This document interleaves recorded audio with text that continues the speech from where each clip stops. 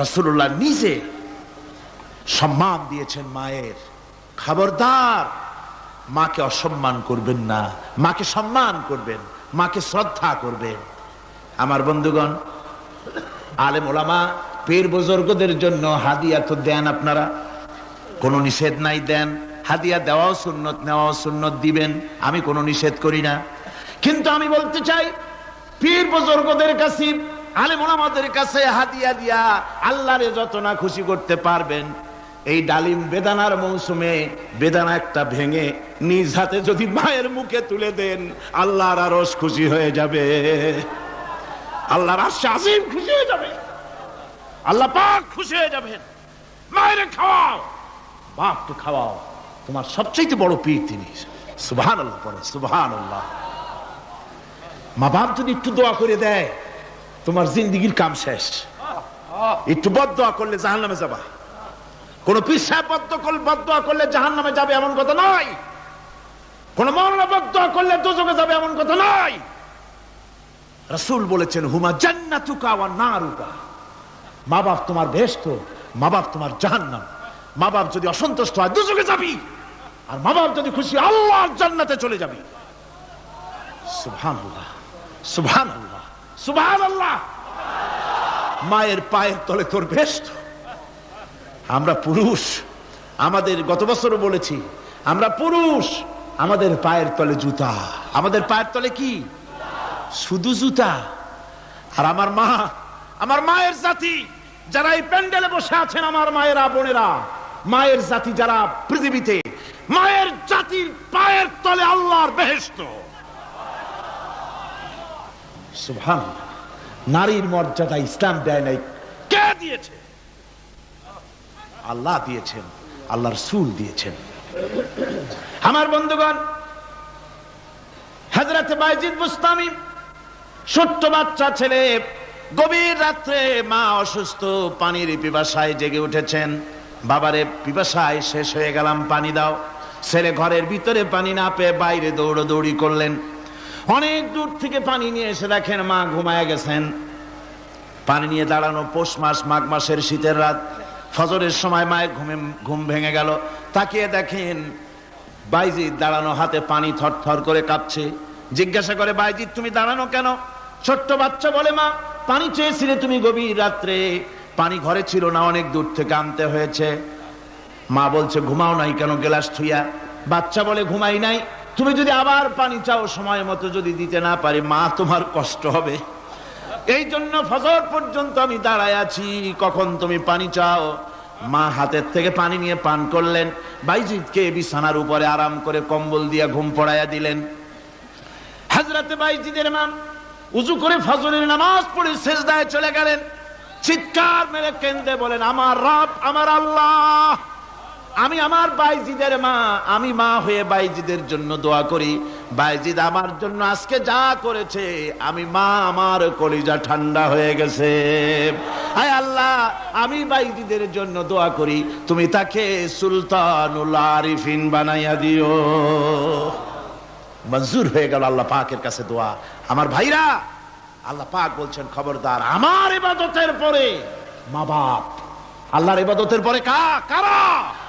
মা বাপ। মা বাপকে সম্মান করো, শ্রদ্ধা করো, মোহাব্বত করো, কিসমত খুলে যাবে, কিসমত খুলে যাবে। মা বাপকে সম্মান করো। হযরত আবু হুরায়রা রাদিয়াল্লাহু তাআলা আনহু রাসূলের সামনে এসে কাঁদতেছেন। হুজুর বলছেন, আবু হুরায়রা কাঁদো কেন? কাঁদো কেন? রাতের বেলা কাঁদো কেন? হযরত আবু হুরায়রা বলছেন, হুজুর আমাকে মা মেরেছেন। হুজুর বলছেন, মা মারলো কেন? কোন অপরাধ করেছো? কোন গোস্তাখি করেছো? আবু হুরায়রা বলছেন, না হুজুর, কোন গোস্তাখি করি নাই, তবে মারলো কেন? হযরত আবু হুরায়রা বলছেন, হুজুর আমি আপনার দরবার থেকে ফিরতে রাত হয়ে গিয়েছিল। মা জিজ্ঞেস করলেন, আবু হুরায়রা এত রাত্রে কোথায় ছিলি? বললাম, আমি ছিলাম যে কদম চুমতে পারলে দুনিয়া ধন্য হয়, সেই দরবারে নববীর কদম মোবারক থেকে আসতে আমার দেরি হয়েছে। আমার মা মুশরিকা, আপনার নাম শুনে তার গায়ে আগুন জ্বলে উঠলো, আমাকে ধরে মারা আরম্ভ করলো। বলল, হয় আমার বাড়ি ছাড়বি, আর না হয় মুহাম্মদ সাল্লাল্লাহু আলাইহি ওয়াসাল্লামের দরবার ছাড়বি। আমি বললাম, আমার মা, তুমি বুড়ি মানুষ, তোমার গায়ে যত শক্তি আছে সমস্ত শক্তি দিয়ে আমারে পিটাও, আমারে মারো, মারতে মারতে আমাকে বাড়ি থেকে তুমি বের করে দাও। তোমার বাড়ি শুদ্ধ তাম দুনিয়া ছেড়ে দিতে পারি, আল্লাহর নবীর কদম মোবারক ছেড়ে দিতে পারি না। হুজুর, আমার মা আমাকে গলা ধাক্কা দিয়ে বের করে দিয়েছেন। হুজুর বলছেন, আবু হুরায়রা, তোমার মা তোমাকে মেরেছে, তুমি আমার কাছে নালিশ করছো? আমার তো এখানে ইন্টারফেয়ার করার কিছুই নেই। সুবহানাল্লাহ, সুবহানাল্লাহ। মা তোমাকে মেরেছে, এখানে আমার করার কিচ্ছু নাই। বিশ্ব নবী বলছেন, এত বড় পাওয়ারফুল নবী, লেজিসলেটিভ পাওয়ার, সারে আল্লাহ তাকে বানিয়েছেন শরীয়ত প্রণেতা।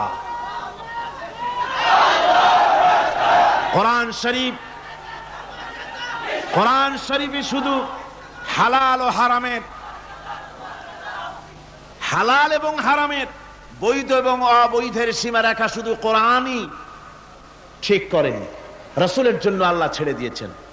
আল্লাহ রাসূলও হারাম, হালাল এবং হারামের বৈধতা অবৈধতার সীমারেখা নির্ধারণ করেছেন। এত বড় ক্ষমতা তার, এত বড় পাওয়ারফুল বিশ্বনবী, তিনি বলছেন মা মেরেছে, আমার করার কিছু নাই। চিন্তা করেন কত বড় কথা, এ কথার লোড কত। হযরত আবু হুরায়রা বলেন, ইয়া রাসূলুল্লাহ, মা মাকে মেরেছেন, আমি আল্লাহর নবীর কাছে মায়ের বিরুদ্ধে নালিশ করতে আসি নাই। বললেন, কেন এসেছো?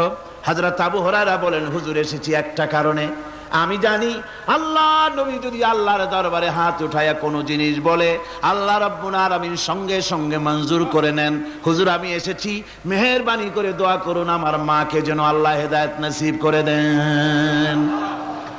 আল্লাহ নবী হাত উঁচু করে বললেন, আল্লাহুম্মা হিদি উম্মা আবি হুরায়রা, আয় আল্লাহ আমি দোয়া করি আবু হুরায়রার মাকে তুমি হেদায়েত নসিব করে দাও।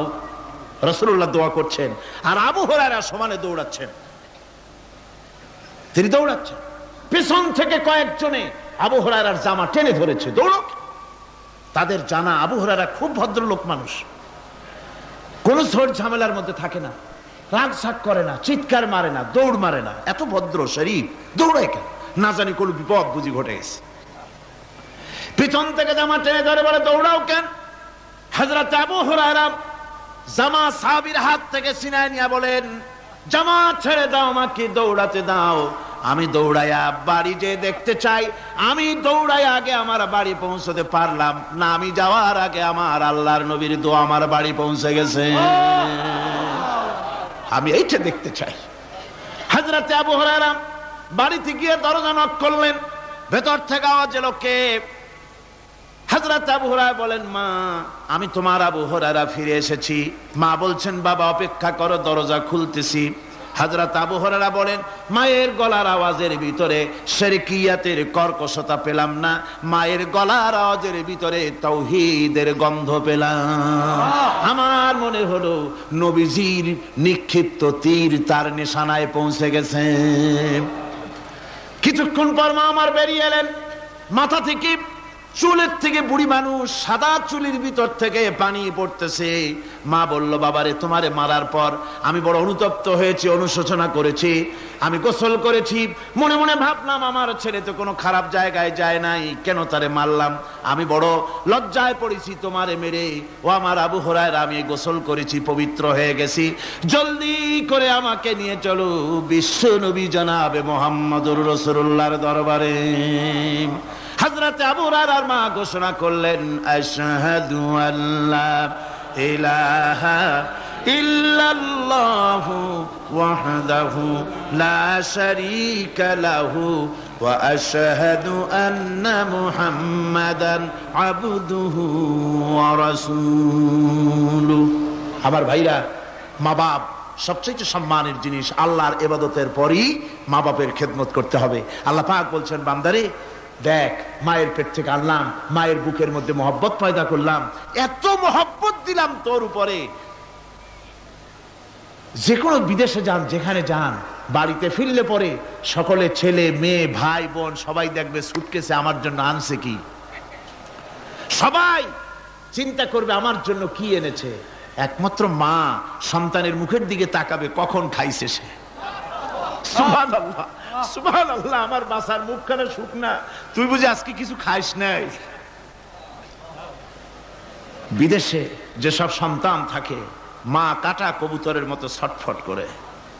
আমার ছোটবেলার কথা আমি দেখেছি সরসিলা মাদ্রাসা পড়তাম, আব্বা টাকা দিতেন মাদ্রাসায় যাওয়ার সময়, আবার মা আবার মুরগির ডিম বিক্রি করা, বিভিন্ন জিনিস বিক্রি করা বা বাজার করা পয়সা, উদ্বৃত্ত কিছু পয়সা আব্বার অজান্তে আমার হাতের মুঠার মধ্যে দিয়ে দিতেন। যখন মাদ্রাসার দিকে রওনা হয়েছি, পর্দার আড়াল থেকে দরজা থেকে দেখতাম, যতক্ষণ তাকায় দেখতেছি চোখ থেকে পানি দরদর করে পড়তেছে। সুবহানাল্লাহ, মা কি জিনিস! আল্লাহ আল্লাহ আল্লাহ। বিদেশে যদি কারো সন্তান মারা যায়,